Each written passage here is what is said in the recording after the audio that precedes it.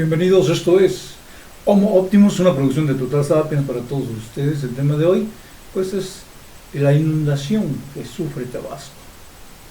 Lo del agua al agua, como dicen por ahí. Y hay que tener todo el contexto de lo que sucede, por qué, cuáles son las soluciones posibles y cómo podemos zafarnos de la inmediatez del problema para tener un análisis más certero y que esto tenga más elementos de juicio. Por ejemplo, sabemos que las precipitaciones pluviales en octubre y lo que va de noviembre han sido muy altas, más allá de fechas históricas, y entonces, pues, como sucede cada vez que llueve demasiado, cada vez que se desbogan las presas, pues hay inundaciones en diversos municipios del estado de Tabasco. Entonces, hay que tener la visión completa.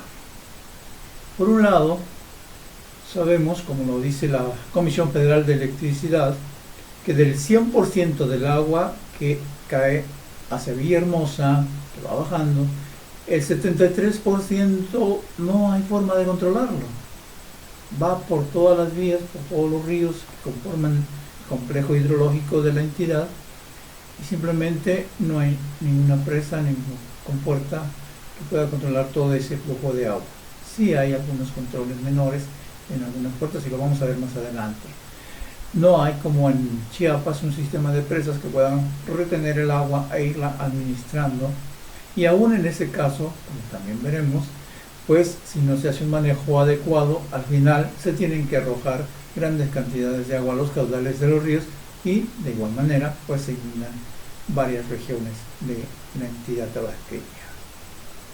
Decíamos entonces que el 73% está sin control, llueve y pues fluye de manera natural. Solo el 27% proviene del sistema de presas del río Grijalva, que se ubican en el estado de Chiapas principal y absolutamente. Entonces, uno podría pensar, dada esta explicación de la Comisión Federal de Electricidad, que es algo trivial, que solo es una cuarta parte de todo el agua y lo demás que no sé.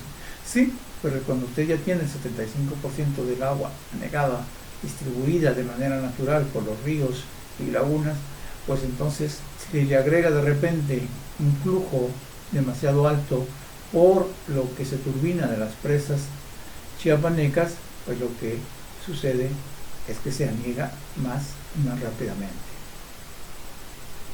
¿Por qué sucede?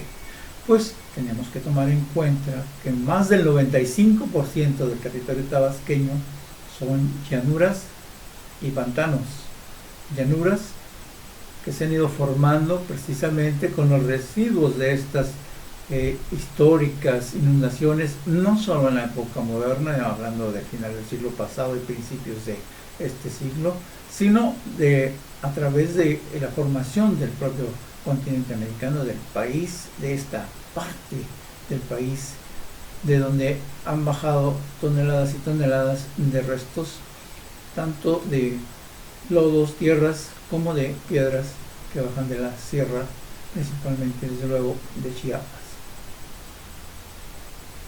¿Por qué? Pues porque Tabasco tiene una mínima parte del territorio que equivale al 3% de su territorio total. La zona montañosa de Tabasco es, sí, solo 3%. El resto es llanura, el resto es pantano. Y esto no es que yo lo sepa. Para eso está Google, San Google, que nos ayuda a todos. Está la famosa Wikipedia, que nos permite acceder a muchos datos. Hay que verificarlo siempre porque no todos son confiables, ya lo saben ustedes. Siempre les instruimos a lo mismo: no se fíen de lo que uno da, siempre constaten la información.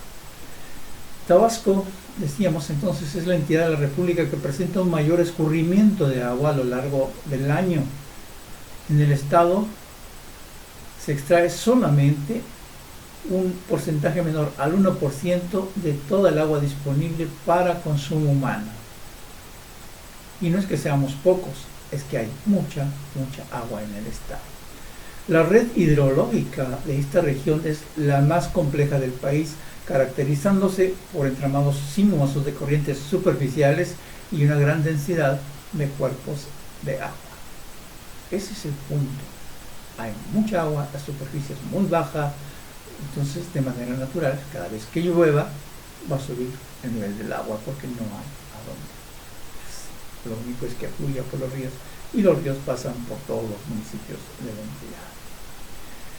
Grandes extensiones de terreno tabasqueño entonces son propensas a sufrir inundaciones durante los meses de crecida, presentándose numerosos cuerpos de agua intermitentes. Así las cosas, es lo que nos dice Wikileaks, no me lo estoy inventando, no es parte de mi conocimiento personal, son datos que ahí están y que cualquiera que tenga una computadora o un teléfono pues puede consultar. Ahora bien, y esperaría que las autoridades los consultaran, que la ciudadanía los consultara esos datos y supieran en dónde se establecen. Ahora, como les decía, la mayor parte de la superficie del estado, el 75%, un poco más, se localiza pues precisamente en la región hidrológica número 30 o región del sistema Grijalbo-Usumacinta. Esto es algo que no dice la CFE. Es decir, estamos sujetos precisamente gran parte del territorio, 3/4 partes, a lo que fluye a través del sistema Grijalbo-Usumacinta, formada por las cuencas hidrográficas de Grijalba, de Usumacinta y de la laguna de Términos. ¿Qué parte toca cada uno? Pues el Grijalba el 41%, de la laguna de Términos el 4.53% y el Usumacinta el 29%. Es decir, casi la mitad del territorio depende de lo que fluye precisamente a través de las presas chiapanecas, en última instancia de la pequeña presa Peñitas, pequeñas son decir en comparación con las tremendas presas que están más arriba, pero es esta en particular que está tan cercana a Tabasco que cada vez que le abren a las turbinas pues empieza a inundarse la entidad. Esa es la situación que vivimos, es la situación natural, mucha agua, llueve demasiado todos los años y no hay a donde irse, la superficie es llanura y pantanos, lógico, llueve, se inunda. Ahora bien, ¿cuál es el problema? Pues que desafortunadamente a lo largo de los años los asentamientos se han ido ubicando en zonas bajas, tanto por cuestiones ganaderas como por cuestiones de vivienda, de desarrollo de las ciudades, de las poblaciones, se fueron instalando en zonas bajas y obviamente, ya lo sabe usted, las personas con mejores ingresos, las personas con mejores conexiones políticas, pues se hicieron de las zonas altas, mientras que a los más pobres, a los más necesitados, a los que no tienen, pues se les fue relegando a las zonas bajas y muchas de las obras de infraestructura de Infonavit, del Instituto de Vivienda del Estado de Tabasco, pues se hicieron precisamente en zonas bajas. Incluso hay un proyecto de hacer palafitos modernos es un decir, palafitos, que en lugar de palos pues tuvieran bases, columnas de concreto que les permitieran estar, sí, en zonas totalmente llenas de agua. Bueno, así es la política en esta entidad y la política en general en el país. ¿Cuáles son las zonas que predominan? Pues en las zonas rurales no tienen opción porque, dicen ellos, ahí les tocó vivir, no hay de otra, ahí están ubicados y no tienen mucho para dónde hacerse, aunque deberían estar en las zonas altas, pero las zonas altas, les decíamos, están ocupadas por ciertos personajes de alto nivel. Y en las zonas urbanas, ahí eligieron vivir, por necesidad a lo mejor, porque ahí se construyeron las viviendas de Infonavit y era la única manera de tener una casa, un hogar, fuera a través del crédito de Infonavit, y ese crédito solamente lo podías hacer vigente allí donde lo hicieran las constructoras. Y que ¿quién les dio esos permisos? Pues ya saben ustedes, nuestras grandiosas autoridades de todos los regímenes que ustedes gusten y manden. ¿Son los constructores los culpables? En parte. ¿Por qué? Pues porque esas zonas se podía construir por varias razones. Uno, pues las tierras eran casi regaladas, porque ¿quién iba a construir en esos lugares? Son un tonto, porque cada vez que lloviera se iba a inundar, pero bueno. Ellos sabían que tenían la venta asegurada. ¿Por qué? Pues porque estaban los créditos de Infonavit, de Invitado, o de las instituciones que usted quiera, del ISSSTE, y incluso de los bancos, pues podían prestarles el dinero para poder adquirir sus viviendas en esos lugares. Y por supuesto, pues parte de esa culpa también recae sobre los compradores, porque pues sabes qué es lo que va a pasar, que se va a inundar cada año, pues no te vas a vivir esa zona, no compras una casa en ese lugar. Pero ante la necesidad, a veces priva el interés de tener una vivienda, sea donde sea. Es decir, son los empresarios, las autoridades y la sociedad en su conjunto quienes de alguna manera tienen una responsabilidad en lo que sucede en el Estado. ¿Cuáles son las soluciones? Pues si bien los apoyos económicos son necesarios en el corto plazo, lo cierto es que a mediano y largo plazo esto no soluciona el problema para nada. Decenas de familias se han vuelto ya clientes electorales que intercambian su voto a cambio de los paliativos al problema de las inundaciones. ¿Qué procedería? Pues reubicar a esas familias en zonas no inundables, lo cual requiere una gran planeación y desde luego inversiones millonarias, y con este gobierno de tanta austeridad, pues lo único que toca es construir trenes, construir refinerías, porque viviendas para las personas, hombre, ¿quién las necesita? Entonces, como eso no va a pasar, la primera mala noticia es que seguirá lloviendo año tras año y se seguirá inundando. La segunda mala noticia es que las presas, al recibir tanta agua, pues tendrán que turbinar más metros cúbicos cada vez que haya riesgo y desalojarán los altos niveles de agua para tener controlada la situación.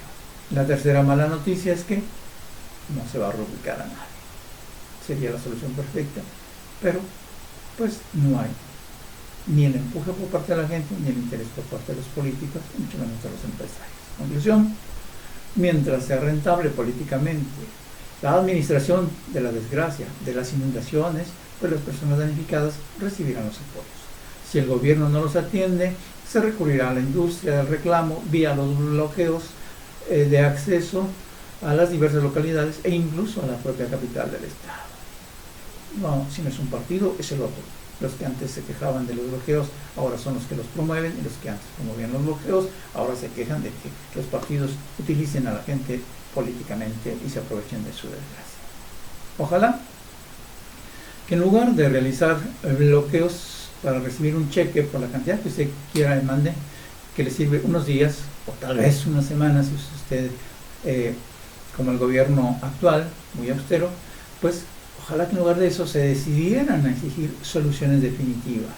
Ojalá que en lugar de vender su voto por despensas, por unos cuantos billetes, realmente verificaran por quién van a votar, en lugar de hacerlo por los mismos de siempre, que primero estaban en el PRI, luego en el PAN, después en el PRD, y ahora pues han inundado Morena también.